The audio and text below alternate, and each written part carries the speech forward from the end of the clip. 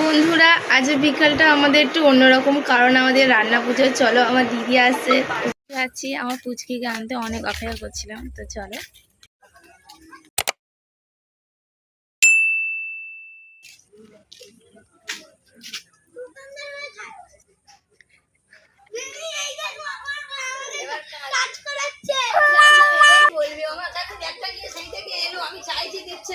আমি জানি ওইটাই বলবে। এসে এখানে অন্যায় করা শুরু করে দিয়েছে। একটা চক পেয়েছিল, সেইটাকে নিয়ে সারা ঘরে মেঝেতে আঁকি করছিল, দেখো তোমরা।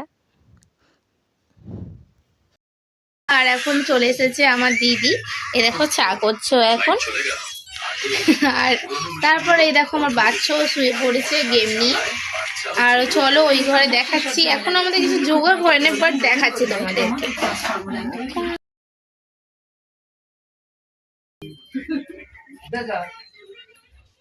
তো এখনই আছি এই যে ঘরে রান্না পুজো হবে আমাদের। আর এই চলে এসেছে আমার ঠাম্মা এদিকে। চলো দেখাই যাক। আমাদের সকালটা আজকে খুবই ভালো গেছে, প্রতিদিনের মতন। আজকে সকালটা একটু আলাদা ছিল আমাদের, কারণ তোমরা হয়তো বুঝতে পেরে গেছো, আমি বলেছিলাম যে রান্না পুজো আমাদের। তো আমি খুব এক্সাইটেড ছিলাম এই রান্না পুজোর জন্যে। আসলে ব্যাপারটা হলো রাতে তো রান্না পুজো হয় আমাদের, রাত থেকে সবাই রান্না করে। এই রান্না পুজোর জন্য আমরা অনেক অপেক্ষা করে থাকি, খুব আনন্দ হয়। আর এদিকে আমি আমার ঠাম্মার কাছে এসেছিলাম একটু গল্প করতে, তারপর আমি চলে গেছিলাম ঠাম্মার কাছে। আবার ঠাম্মা যেখানে আনাজ কাটছিল, আমি তেমন কোনো কাজ করিনি, সব কাজ আমার পরিবারের লোকেরাই সব করে নিচ্ছিল।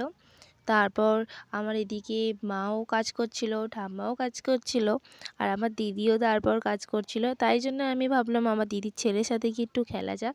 তারপরে দেখলাম ও বললো যে তোমার নেল পালিশটা একটু পরিয়ে দিই। দেখো ও এখন আমার নখ পরিষ্কার করছে, তারপর নেল পালিশ পরাবে। তো ওর সাথে খেলতে খেলতে তারপর ও চলে গেছিলো আমার কাকিদের বাড়িতে। তো আমি কি করব বুঝতে পারছিলাম না, তারপর আমিও চলে গেছিলাম যেখানে ওরা কাজ করছিল। তো বাড়িতে কোনো কাজ ছিল না তেমন আমার, তাই ভাবলাম একটু পাড়াটা ঘুরে আসা যাক। তো রাতে তো রান্না হয়, খুব আনন্দ হয়, মানে পাড়াটা ঘুরতে রাতের বেলা। তাই জন্য আমি ফার্স্ট এসেছিলাম আমার কাকিদের বাড়িতে দেখতে। তো এদিকে দেখি কাকি রান্না বসিয়ে দিয়েছে, তারপরে গেলাম আর একটা বৌদিদের বাড়িতে, ওরাও সবে উনুন জ্বালাচ্ছে। তারপরে গেছিলাম আমি আমার বান্ধবীদের বাড়িতে, এদিকেও ওরাও সেম কেস। তো ওরাও রান্না বসাতে যাচ্ছিল। তো এখানে বড়মা আমাকে দেখে একটু হাসছিল, লজ্জা পেয়ে গেছে আসলে, আমি ভিডিও করছিলাম তো। তারপরে আমি নিজেদের বাড়ি চলে এসেছিলাম। এখানে এখন আমাদের উনুন পুজো হচ্ছে। তো যাদের রান্না পুজো আছে তারা তো তোমরা জানো যে কি কি হয়। তো এখানে আমার ঠাম্মা আগে ভালোভাবে সব জোগাড় করে নিচ্ছিল পুজো দেবে বলে।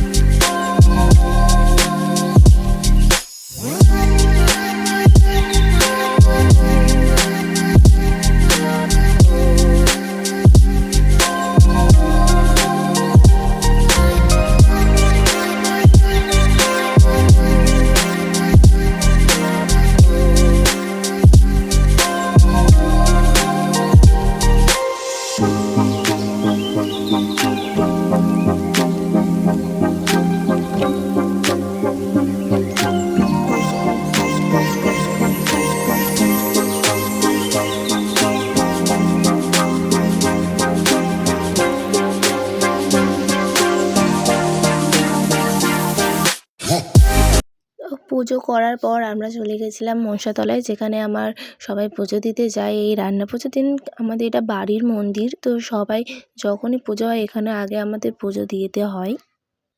তো বন্ধুরা, তোমাদেরকে অনেক ধন্যবাদ, তোমরা আমাকে অনেক সাপোর্ট দিয়েছো, তো আমার ভিডিও অনেকে পছন্দ করো, তার জন্য তাদের অনেক ধন্যবাদ। তো ভিডিওটা ভালো লাগলে শেয়ার ও সাবস্ক্রাইব করে দিও। তা প্রথমে আমার ঠাম্মা এসে ভোগের হাঁড়ির ভাতটা বসিয়ে দিয়েছিল। তো আমাদের দু রকম ভাত হয়, তো এটা প্রথমের ভোগের হাঁড়ির ভাত হচ্ছে, তারপরে আরেকটা ভাত হয়। তো আমি ঘুমিয়ে পড়েছিলাম, তাই আর ভিডিওটা নেওয়া হয় না। আমাদের 6টা পর্যন্তই রান্না হয়েছিল সকাল। তারপরে চান করে এসে ঠাম্মা এখানে মনসা পুজো দিতে বসে পড়েছে। এখন যা রান্না করেছিল সেগুলো ফার্স্ট আমাদের ঠাকুরকে ভোগ দেওয়া হবে, তারপর আমরা পুজো দেওয়ার পর আমরা সবাই খেতে বসবো।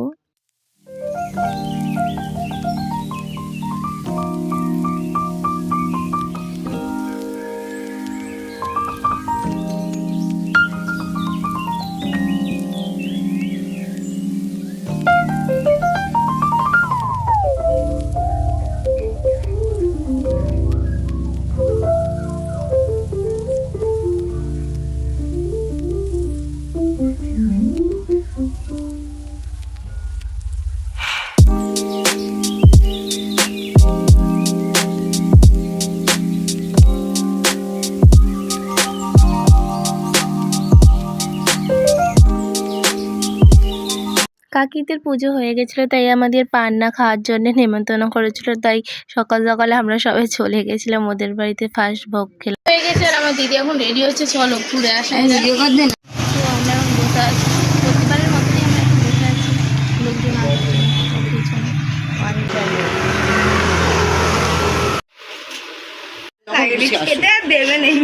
পিছনে।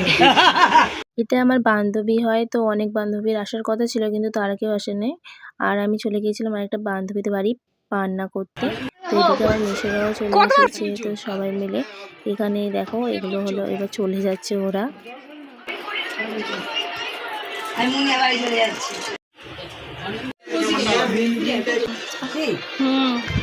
তো সবার লাস্টে সন্ধ্যেবেলা আমি আর আমার বান্ধবী আমাদের বাড়িতে খেতে বসলাম। আমার ফ্রেন্ড বাড়ি চলে আসছে, চলো আমি যাচ্ছি এগোতে। আর এখানে আমার একটা ফ্রেন্ড আছে, চলো দেখাচ্ছি, তোমরা ওকে অনেকেই চেনো। এইটা হলো প্রীতি, আমরা দুজন মিলে যাচ্ছিলাম তো ওকে গাড়িতে তোলার জন্য। তার মধ্যে একটু গল্প করছিলাম, ইয়ার্কি মারছিলাম।